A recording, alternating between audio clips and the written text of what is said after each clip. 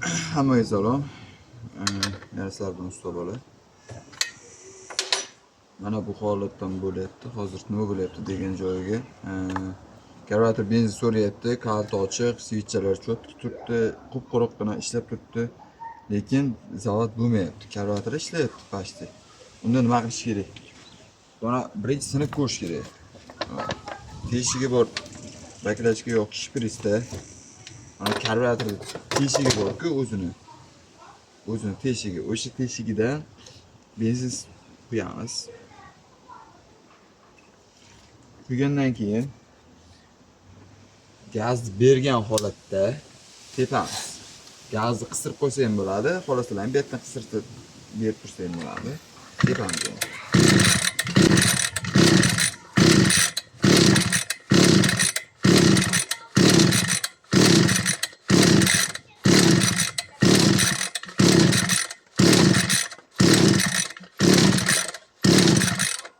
Endi switchni ochib ko'ramiz. Agar switchni xo'rlanib qolgan bo'lsa, demak blokka benzin yurib tashlagan bo'ladi. Switchni quruq.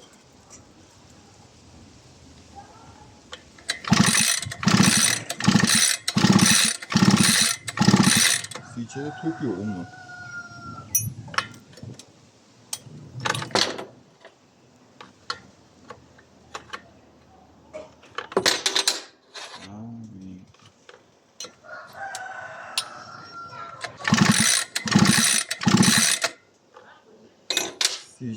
Switchda tok yo'q. Switchasi borligi borki. Quruq ekan.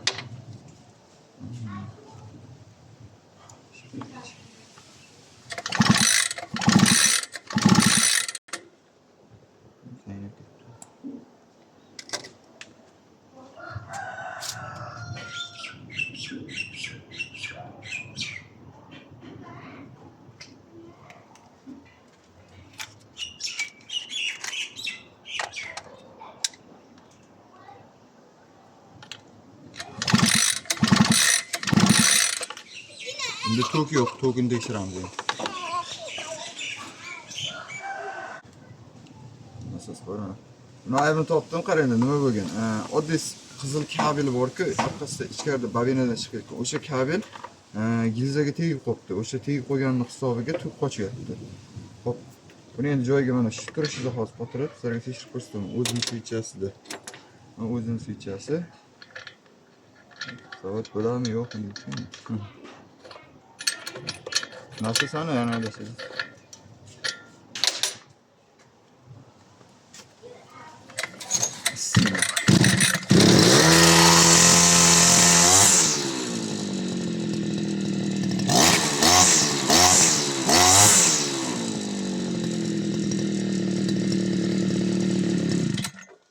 Aybini izlamasdan olib kelgan to'g'rirog'i. Aybi yengilgina bo'lib chiqdi. Bobinani kabeli massa bo'lib qo'ygan, tegib qo'ygan uchun.